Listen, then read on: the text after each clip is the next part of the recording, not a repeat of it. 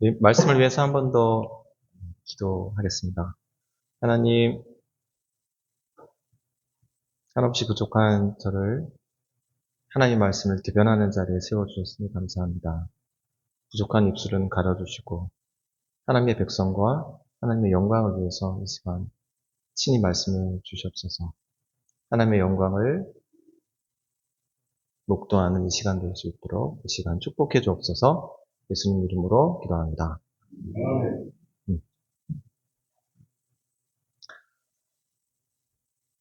아브라함과 다윗의 자손 예수 그리스도의 족보다라고 하는 이 말씀은 마태복음의 표제로서 예수님이 아브라함 언약과 다윗 언약을 성취하신 분이다라는 선포입니다.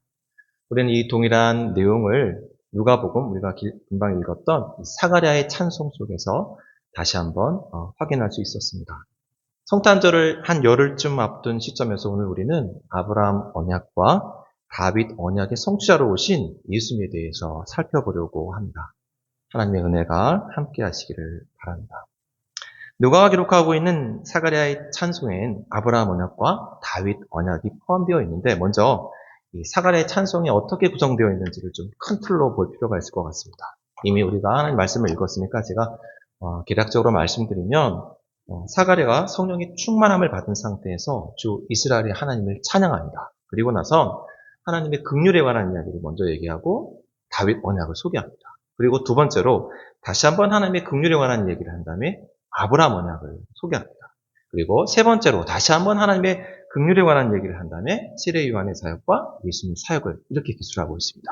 그렇기 때문에 하나님의 긍휼이 앞에 세 번 나오고 각각 언약에 해당하는 것들이 두 번째 나온다는 걸 여러분 기억하시면 좋을 것 같습니다. 이걸 차례차례로 첫 번째 단락, 두 번째 단락, 세 번째 단락이라고 구분해서 여러분한테 말씀을 드렸으면 좋겠습니다.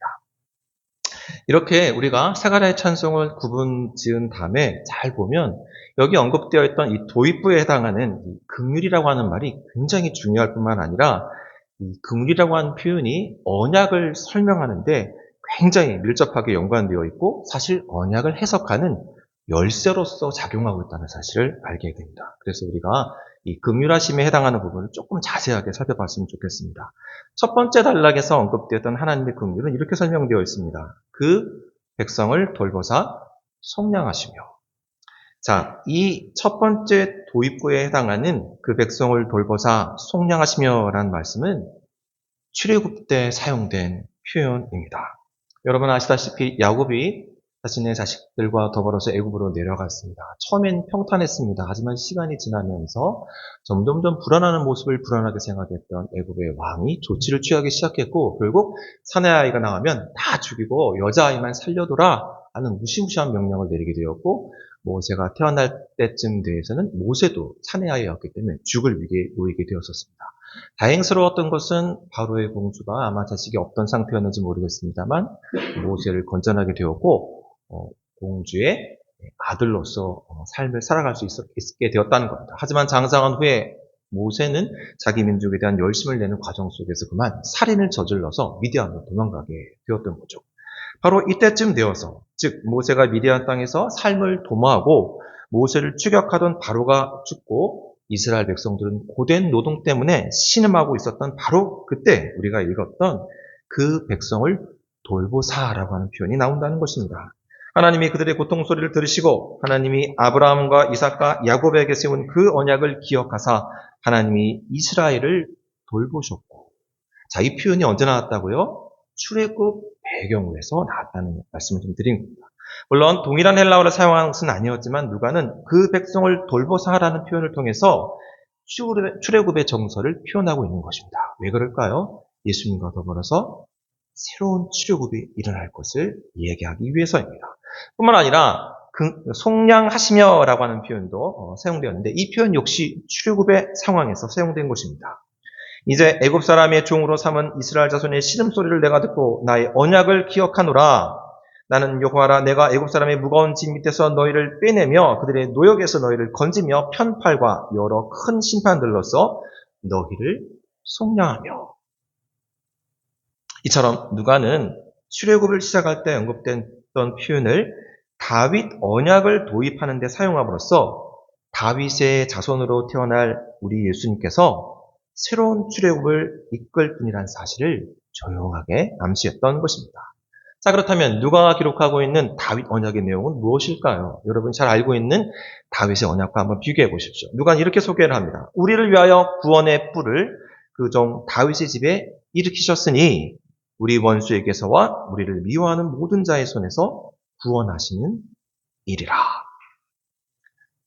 하나님의 긍휼하심에 대해서 언급한 누가는 바로 다윗의 언약을 구원의 뿔이라는 용어로 설명하고 있습니다. 그런데 여러분, 이 구원의 뿔이라는 용어는 구약 성경에서 하나님을 가리켰을 때 사용하는 표현입니다. 그런데 누가가 이 구원의 뿔이라는 용어를 다윗의 집에 일으킨 받을 사람에게 적용하고 있다는 겁니다. 다른 말로 메시아에게 적용하고 있다는 것입니다.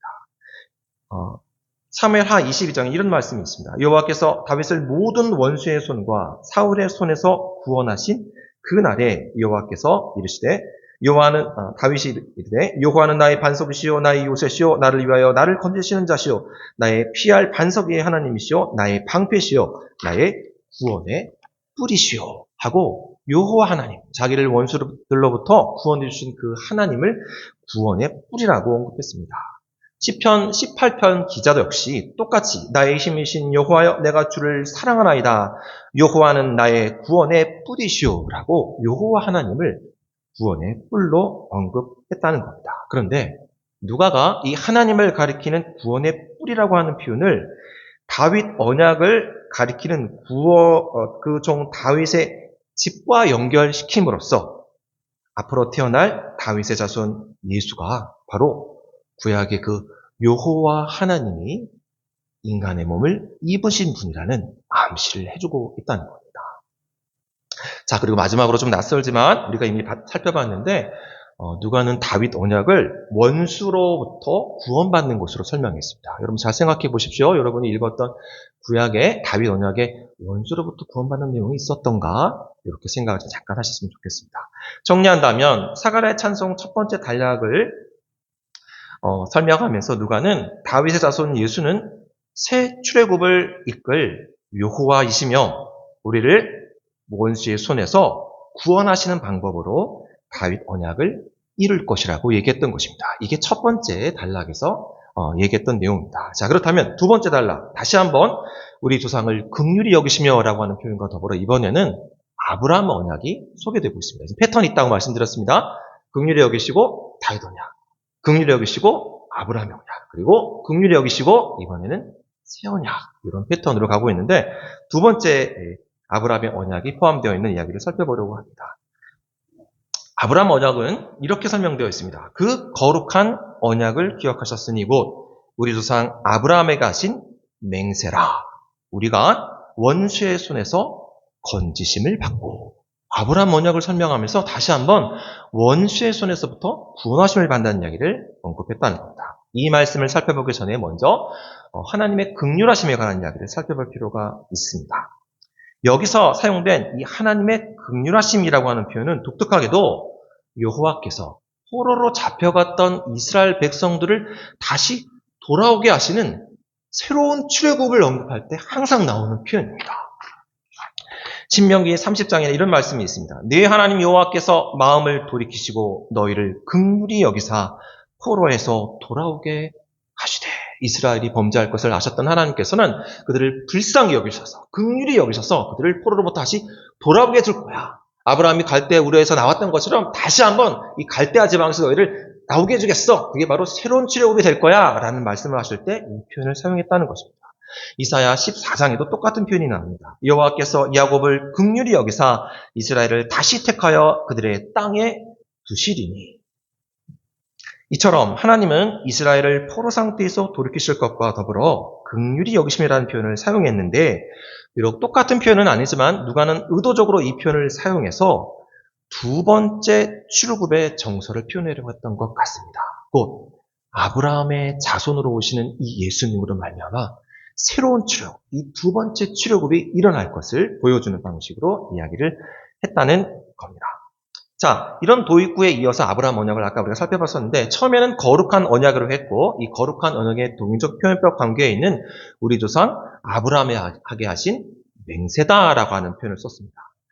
창세기 22장에 보면은 하나님께서 하신 맹세가 언급되어 있는데 이 맹세라고 하는 표현은 좀 독특한 표현이긴 하지만 사실 아브라함의 언약과 동일한 내용을 갖고 있습니다. 한번 들어보십시오. 이르시되 여호와께서 이르시기를 내가 나를 가리켜 맹세하노니 네가 이같이 행하여 네 아들 독자도 아끼지 아니하였은즉 내가 네게 큰 복을 주고 네 씨가 크게 번성하여 하늘의 별과 같고 바닷가의 모래와 같게 하리니 네 씨가 그 대적의 성문을 차지하리라. 또 네 씨로 말미암아 천하 만민이 복을 받으리니. 이 아브라함의 언약을 이번에는 맹세라고 하는 말로 표현했을 뿐 동일한 언약에 해당한다는 이야기입니다. 후에 이삭에게 약속하실 때도 하나님은 동일한 이 맹세라는 말을 쓰셨습니다. 여호와께서 이삭에게 나타나 이르시되 내가 네게 복을 주고 내가 이 모든 땅을 너와 네 자손에게 주리라. 내가 네 아버지 아브라함에게 맹세한 것을 이루어 네 자손을 하늘의 별과 같이 번성하게 하며 이 모든 땅을 네 자손에게 주리니 네 자손으로 말미암아 천하 만민이 복을 받으리라. 처음에는 아브라함으로 말미암아 천하 만민이 복을 받는다고 했는데 이번에는 네 자손으로 말미암아 천하 만민이 복을 받는다는 말을 하셨을 때 이 맹세라는 말을 다시 한번 쓰셨다는 겁니다. 그리고 시편 105편에 보면 언약, 맹세, 율례가 동일한 표현이라는 것을 이렇게 설명하고 있습니다. 이것은 아브라함과 맺은 언약이고 이삭에게 하신 맹세이며 야곱에게 세우신 율례, 곧 이스라엘에게 세운 영원한 언약이다.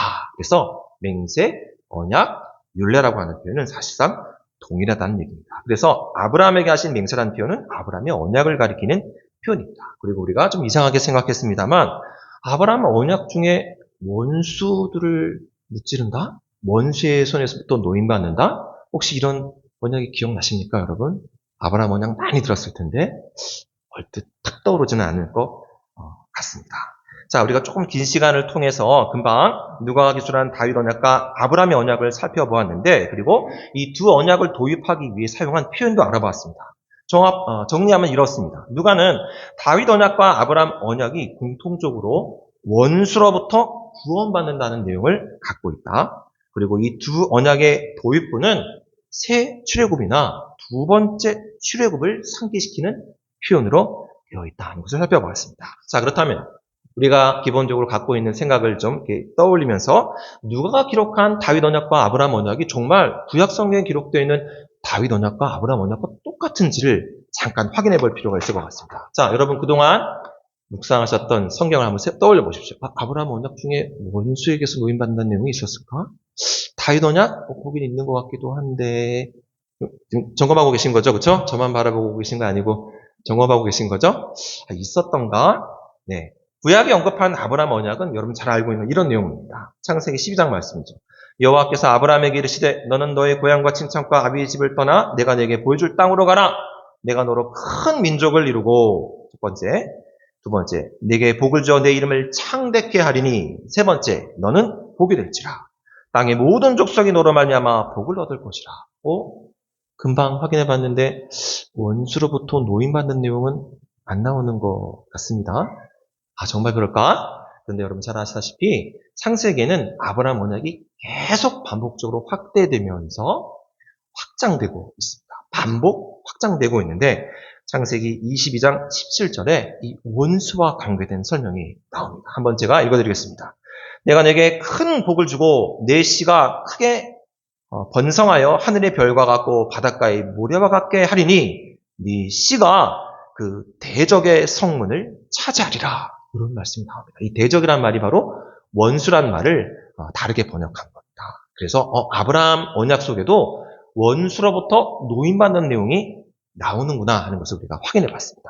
자, 그렇다면 구약 성경에 기록하고 있는 다윗 언약은 어떨까요? 다윗 언약은 사무엘하 7장에 나와 있죠. 너무 기니까 제가 좀 요약해서 설명드리면 그러므로 이제 내 종 다윗에게 이와 같이 말하라. 내가 너를 목장 곧 양을 따르는 데에서 데려다가 내 백성 이스라엘의 주권자로 삼고 땅에서 위대한 자들의 이름같이 내 이름을 위대하게 만들어 주리라. 이게 첫 번째 이야기입니다. 두 번째, 너를 모든 원수에게서 벗어나 편히 쉬게 하리라. 여기 원수란 말이 나왔네요. 두 번째 언약. 세 번째, 여호와가 너를 위하여 집을 짓고 내 집과 내 나라가 내 앞에서 영원히 보존되고 내 왕위가 영원히 견고하리라 라고 하는 세 번째 언약으로 되어 있습니다. 다행스럽게 다윗 언약에는 원수를 무찌른다는 이야기가 설명되어 있습니다. 자, 종합하면 구약에 언급된 아브라함 언약과 다윗 언약에는 공이 원수의 손에서 구원한다라고 하는 내용이 들어있는 겁니다. 그렇다면 누가는 구약 성경을 정확하게 인용했다고 볼 수 있겠죠. 이제 이 구약에 나와 있는 두 언약을 잠깐 비교해 볼 필요가 있을 것 같습니다. 이 두 언약이 다른 게 아닐 수도 있기 때문에 그렇습니다. 사실 다른 이름을 갖고 있지만 다른 내용이 아니라 동일한 내용을 시간에 따라 다르게 설명할 수 있다는 겁니다. 여러분, 아브라함 언약의 첫 번째 내용이 뭐였습니까? 내 이름을 창대하게 해야겠다. 이 창대하게 한다는 말이 가돌이라고 하는 히브리 동사를 사용한 건데 다윗 언약에도 비슷한 표현이 납니다. 내 이름을 위대하게 만들어주겠다. 이 위대하게라는 표현이 가돌이라는 단어를 다르게 번역한 겁니다. 그러고 보니까 언약이 세 가지 똑같은데 첫 번째 크게 한다는 말이 동시에 나오네 하는 것을 알게 되죠. 자, 두 번째는 하나님께서 이렇게 말씀하셨죠. 아브라함한테 내가 큰 민족을 이루게 하겠다. 이 이룬다라고 하는 표현이 히브리 동사로 아싸라고 하는 동사인데 하나님이 다윗에게 비슷한 표현을 사용합니다. 여호와가 너를 위하여 집을 지어주겠다. 이 집을 짓다라고 하는 짓다라는 동사가 아싸라고 하는 동사입니다. 의도적으로 동일한 동사를 사용했다는 인상을 받을 만큼 똑같은 표현을 사용하고 있다는 겁니다. 하지만 세 번째는 좀 다른 것 같습니다. 야, 너는 복이 될 거야. 너로 말미암아 천하 만민이 복을 받게 될 거야. 이 예언하고 내가 너를 한 곳에 심을 거야. 그래서 다시는 원수가 너를 괴롭히지 못하게 할 거야. 이건 좀 다른 내용이 아닐까요? 아니요.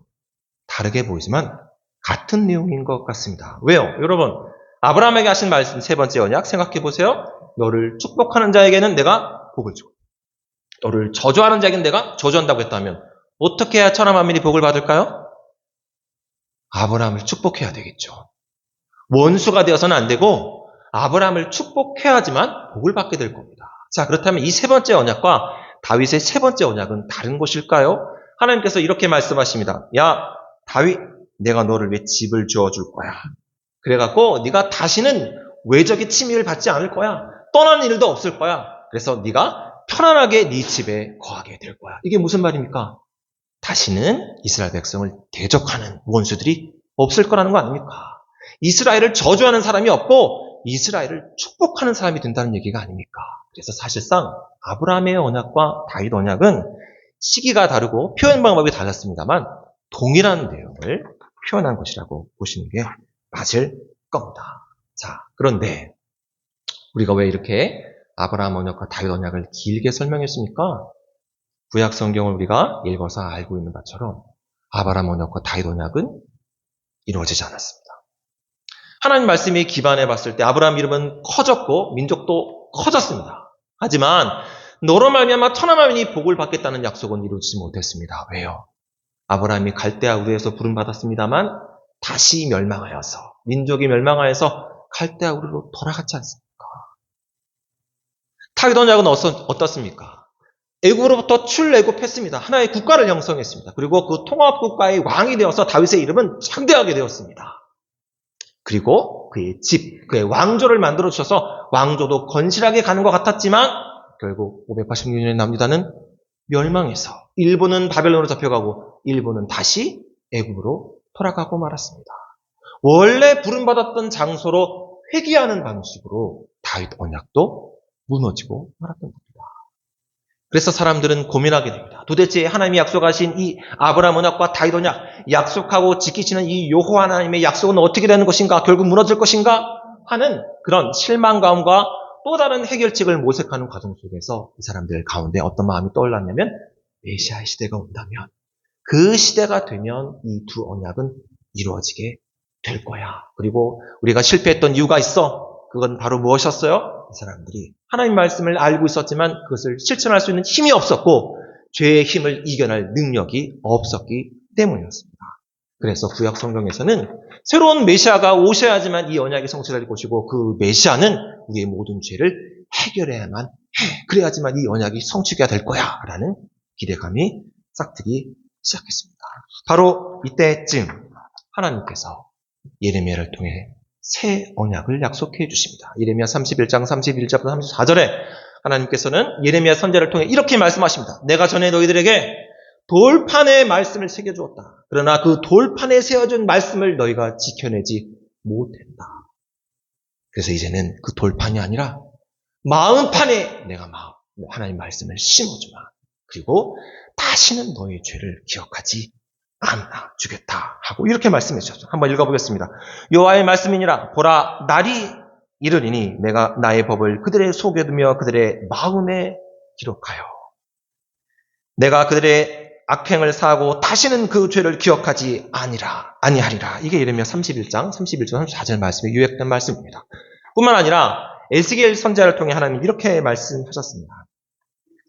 많은 물을 너에게 뿌려서 너희로 정결하게 하되 곧 너희 모든 더러운 것과 모든 우상 숭배에서 너희를 정결하게 할 것이며 새 영을 너희 속에 두고 새 마음을 너희에게 줘 너희 육신에서 굳은 마음을 제거하고 돌 같은 마음을 제거하고 그 속에 부드러운 마음을 주신다고 했는데 이 부드러운 마음이 고기 같은 마음입니다. 원문에. 부드러운 마음. 옛날엔 냉장고가 없었죠. 그래서 고기를 보관하다 보면 부드러워질 수밖에 없는데 그 부드러운 마음으로 내가 너희 마음을 바꿔줄게. 그래서 어떻게 해요? 내 율례를 행하게 하리니 너희가 내 규례를 지켜 행할지니라. 하나님은 하나님의 백성들에게 언약을 통해서 여러 번 말씀해 주셨지만 백성들이 그 언약을 지켜내지 못했습니다. 그래서 이제 마지막으로 모든 언약의 결정체인 새 언약을 통해서 이제 너희들의 모든 죄를 사하고 너희들의 마음을 부드럽게 해서 기꺼이 하나님의 말씀을 지키는 사람들로 내가 바꿔주마 라고 약속하셨던 겁니다. 그리고 우리가 살펴보지 않았던 이 사가랴의 찬송 세 번째 단락에 이 새 언약이 언급되어 있습니다. 다시 한번 하나님의 긍휼하심이 언급됩니다. 항상 새로운 출애굽, 두 번째 출애굽을 언급할 때 이 긍휼하심이라는 표현을 사용했다고 말씀드렸는데 이 긍휼하심 앞과 뒤에 세례요한의 사역과 예수님의 사역을 기술한 겁니다. 세례요한의 사역을 간단하게 요약한다면 그들로 하여금 그들의 죄를 용서받는 길을 제시해 주겠다는 겁니다. 여러분 잘 아시다시피 세례요한이 왔습니다. 그리고 뭐라고 말했습니까? 회개하라 천국이 가까웠다 하면서 죄사함을 받는 회개의 세례를 전파했던 거 기억나시죠?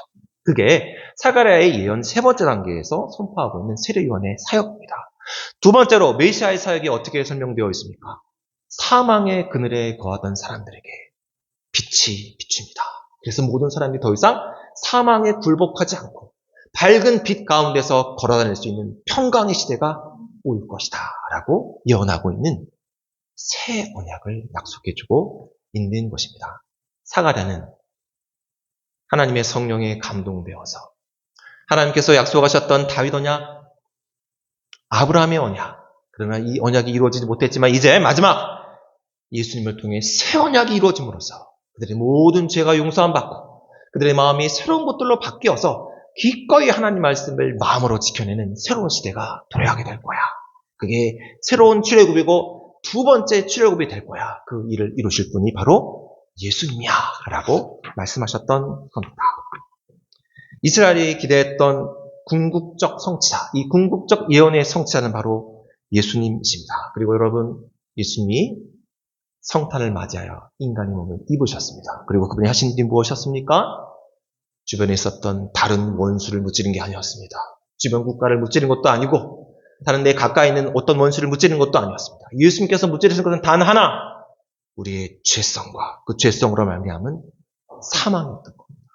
죄와 사망이라고 하는 이 무시무시한 원수를 무찌르지 않는 이상 그 어떤 언약도 힘을 발휘하지 못할 것이었기 때문에 예수님께서는 기꺼이 인간의 몸을 입고 이 땅에 오셔서 죄와 사망이라고 하는 이 원수를 십자가에서 무찌르셨던 겁니다. 히브리서 2장 14절은 이걸 이렇게 설명하고 있습니다. 자녀들은 혈과 육에 속하였으며 인간의 몸을 입고 있음에 그도 또한 같은 모형으로 혈과 육을 함께 지니심은 인간의 몸을 입으심은 이란 뜻입니다. 죽음을 통하여 죽음의 세력을 잡은 자 곧 마귀를 멸하시며 또 죽기를 무서함으로 한평생 매어 종노릇하는 모든 자를 놓아주려 하심이니 예수님은 자신의 죽음을 통해 죽음을 무찌르셨던 겁니다. 그리고 히브리서 기자는 이걸 이렇게 설명합니다. 이는 확실히 천사들을 붙들어주려 하심이 아니요 오직 아브라함의 자손을 붙들어주려 하십니다. 아브라함이 언약했던 그 약속의 궁극적 성취자가 되시기 위해 기꺼이 십자가에서 죽음을 죽이셨다는 이야기를 하고 있는 겁니다. 그러므로 그가 범사의 형제들과 같이 되심이 마땅하도다. 이는 하나님의 일에 자비하고 신실한 대제사장이 되어 백성의 죄를 속량하려 하심이라. 우리의 죄를 사하시고 죄의 결과였던 사망을 무찌르시기 위해 예수님은 십자가에 달리셨던 겁니다. 로마서에도 비슷한 표현이 나오고 있습니다. 그러므로 한 사람으로 말미암아 죄가 세상에 들어오고, 지난번 설교에서 말씀드렸던 첫 번째 아담입니다. 세상에 죄가 들어오고 죄로 말미암아 사망이 들어왔으니 이와 같이 모든 사람이 죄를 지었으므로 사망이 모든 사람에게 이르렀니라. 이는 죄가 사망 안에서 왕 노릇한 것 같이 은혜도 또한 의로 말미암아 왕 노릇하여 우리 주 예수 그리스도로 말미암아. 이번엔 누구요? 이 예수 그리스도가 두 번째 아담이라는 이야기를 지난번 설교에서 드렸었습니다. 영생에 이르게 하려 하심이라. 더 이상 죄와 사망에 매이지 않는 영원한 삶을 살게 하시기 위해 예수님께서 이 새 언약의 성취하러 오셨다는 겁니다. 예수님은 성만찬 자리에서 제자들에게 떡과 포도주를 나눠주시며 이렇게 말씀하셨습니다. 저녁 먹은 후에 잔도 그와 같이 하여 이르시되 이 잔은 내 피로 세우는 새 언약이니 곧 너희를 위하여 붓는 것이라. 여러분, 옛 언약을 기억하십니까? 모세가 이스라엘 백성들을 출애굽시켜서 하나님의 산에 도착했습니다.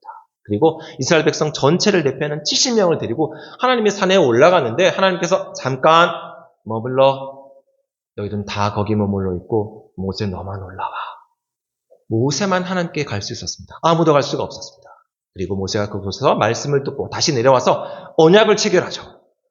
백성들 전체와 함께 언약을 체결해서 하나님께 반을 붓고 또 백성들에게 반을 뿌리는 방식으로 언약을 체결한 다음에 이제 어떤 일이 벌어졌습니까? 다시 한번 하나님의 백성들이 하나님의 산에 오릅니다. 그리고 70명뿐만 아니라 모세도 아론도 훌도 다 같이 올라가서 하나님의 존전에서 그 앞에서 하나님을 보고 그 앞에서 먹고 마셨지만 죽지 않는 기적이 출애굽기 24장 1절부터에 기록되어 있습니다. 이게 첫 번째 언약이었습니다. 옛 언약입니다. 그런데 예수님은 이 표현을 새 언약이라는 표현으로 다시 한번 설명해 주셨던 겁니다. 내가 만약 이 언약을 체결하기 위해서 죽는다면, 그래서 죄와 사망의 문제가 해결된다면 이제 너희들은 어떻게 된다고요? 하나님의 존전에 나아가서 우리 하나님을 아바, 아빠, 아버지라고 부를 수 있게 된다는 겁니다. 담대하게 그 존전에 나아가서 내 필요한 것들을 하나님께 아뢰을 수 있는 하나님의 자녀가 되는 권속의 축복을 받는다고 말씀해 주셨다는 것입니다. 이것이 바로 새 언약이고 이 새 언약을 시작하신 것이 바로 성탄, 성육신입니다. 하나님의 열심. 이 하나님의 열심은 그분이 인간에게 주신 언약에서 나타납니다. 성경에서 하나님은 인간을 언약으로 상대하십니다. 이 말을 조금 단순화시켜 말하면 인간은 하나님을 향해 나아갈 수 없기 때문에 하나님이 직접 인간을 찾아오시고 또 제안하셔야만 그분이 알려줄 수 있다는 뜻입니다. 하나님은 구약 성경을 통해서 여러 가지 언약을 소개해 주셨습니다. 처음에는 창조의 언약을, 두 번째는 노아의 언약을, 세 번째는 아브라함의 언약을, 세 번째는 모세의 언약을, 저는 다윗 언약을, 그리고 마지막으로 회복에 대해서 새 언약을 주셨습니다. 그러나 이 언약에도 불구하고 사람들은 하나님의 말씀을 쫓아갈 수 없었고 세상의 복동으로서의 역할을 감당하지 못했습니다. 왜 그랬습니까? 죄 때문이었습니다. 하나님은 이런 일련의 언약들을 통해 끊임없이 인간을 찾아오시고 인간으로 하여금 그것을 바라도록 약속해 주셨지만 인간의 죄로 인해서 이 모든 일이 실패하자 우주를 말씀으로 창조하신 그 하나님께서 기꺼이 인간의 자궁이라는 정말 캄캄하고 그 작은 장소로 찾아오셨습니다. 잉태되신 겁니다. 그리고 성장기까지 이 어마어마하신 하나님께서 모든 시간을 사람에게 위임해야 하는 작고 어린 인간으로 태어나기로 결정하셨습니다. 왜요? 인간의 고통이 무엇인지를 직접 체험하시기 위해서. 여러분, 조금만 답답해도 숨을 못 쉬는 분들이 계시죠? 근데 이 우주를 창조하신 하나님께서 여인의 자궁 안에 들어가셨습니다. 그리고 그 속에서 생명으로서 버텨내고 계신 겁니다. 그리고 태어났는데 이제 아무것도 운신할 수 없는, 그저 모든 표현을 울음으로밖에 할 수 없는 어린아이로 태어나셨습니다. 그리고 다른 사람에 의해서 들려져야 되고 먹여져야 되고 씻겨져야 되는 그런 모든 과정을 일일이 경험하셨습니다. 그것이 우리가 기념하려고 하는 성탄입니다. 예수님은 아브라함에게 약속된 씨이자 오시리라 예고된 다윗 왕이 되어 이스라엘이 해야 했던 일을 친히 이루고 모든 언약의 정점에 있는 새 언약을 성취하시기 위해 이렇게 갓난 아기로 태어나신 것입니다. 여러분, 이번 성탄절에는 인간과 언약하고 이루시는 일에 성실하신 우리 하나님의 열심을 만나시기 바랍니다. 하나님이 얼마나 열심을 내셨는지를 우리가 확인하는 시간을 가졌으면 좋겠습니다. 그리고 그 하나님의 열심이 저와 여러분의 모든 삶에 매일매일의 자세가 되셨으면 좋겠습니다. 이 열심으로 남은 2025년 한 해를 마감하는 저와 여러분이 되시기를 부탁드리겠습니다. 기도하겠습니다.